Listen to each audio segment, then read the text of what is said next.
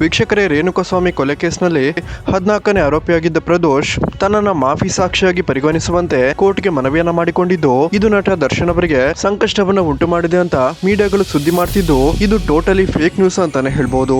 ಯಾಕಂದ್ರೆ ವೀಕ್ಷಕರೇ, ರೇಣುಕಾಸ್ವಾಮಿ ಕೊಲೆ ಕೇಸ್ನ 14ನೇ ಆರೋಪಿ ಪ್ರದೋಷ್ ಈಗಾಗಲೇ ಕೋರ್ಟ್ಗೆ ಕ್ಷಮಾಪತ್ರವನ್ನು ತಲುಪಿಸಿದ್ದು, ಮಾಫಿ ಸಾಕ್ಷಿಯಾಗಿ ತನ್ನನ್ನು ಕೋರ್ಟ್ಗೆ ಪರಿಗಣಿಸುವಂತೆ ಈಗಾಗಲೇ ಮನವಿ ಕೂಡ ಮಾಡಿಕೊಂಡಿದ್ದು, ಇದೆಲ್ಲವೂ ಕೂಡ ರಿಯಲ್ ಆಗಿದ್ದು, ಆದ್ರೆ ಇದು ನಟ ದರ್ಶನ್ ಅವರಿಗೆ ಸಂಕಷ್ಟ ಉಂಟು ಮಾಡ್ತಿದೆ ಅಂತ ಮೀಡಿಯಾಗಳು ಫೇಕ್ ಸುದ್ದಿ ಮಾಡ್ತಿದೆ ಅಂತಾನೆ ಹೇಳ್ಬಹುದು. ಯಾಕಂದ್ರೆ ವೀಕ್ಷಕರೇ, ಒಂದು ವೇಳೆ ಕೋರ್ಟ್ ಪ್ರದೋಷ್ ನನ್ನು ಮಾಫಿ ಸಾಕ್ಷಿಯನ್ನಾಗಿ ಪರಿಗಣಿಸಿದ್ರೆ 14ನೇ ಆರೋಪಿ ಪ್ರದೋಷ್ ನಿಜಕ್ಕೂ ಏನ್ ನಡೀತು ಅನ್ನೋದನ್ನ ಸತ್ಯ ಬಾಯ್ಬಿಡುವಂತ ಸಾಧ್ಯತೆ ಕೂಡ ಇದೆ. ನಟ ದರ್ಶನ್ ರೇಣುಕಾಸ್ವಾಮಿಗೆ ಬುದ್ಧಿ ಮಾತನ್ನ ಹೇಳಿ ಅಲ್ಲಿಂದ ವಿಜಯಲಕ್ಷ್ಮಿ ದರ್ಶನ್ ಅವರ ಅಪಾರ್ಟ್ಮೆಂಟ್ ಗೆ ಹೊರಟಿದ್ದು, ನಂತರ ದರ್ಶನ್ ಹುಡುಗರು ರೇಣುಕಾಸ್ವಾಮಿಗೆ ಏನ್ ಮಾಡಿದ್ರು ಅನ್ನೋದನ್ನ ಪ್ರದೋಷ್ ಬಾಯ್ಬಿಡಲಿದ್ದಾರೆ ಅಂತ ಹೇಳಲಾಗ್ತಿದೆ.